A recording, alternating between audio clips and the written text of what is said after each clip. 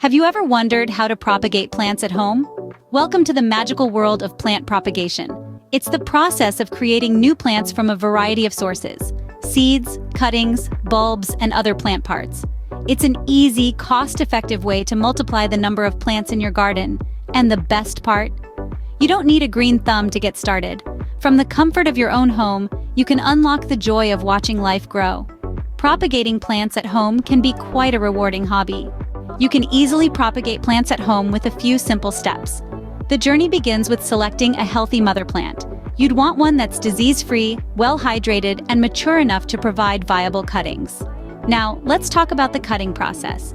You'll want to snip a stem or leaf from the mother plant, making sure you include a node. That's the point where leaves, buds, or branching twigs originate. Next, you have two options: placing your cutting in water or directly into soil. Both methods have their own charm, but remember, the goal is to encourage root growth. Now, patience is key. It might take a few weeks, but soon enough, you'll see roots begin to emerge. Once your new plant has started growing, it's all about providing it with the right care: regular watering, appropriate sunlight, and a little TLC. With patience and care, you can soon have a garden full of beautiful plants.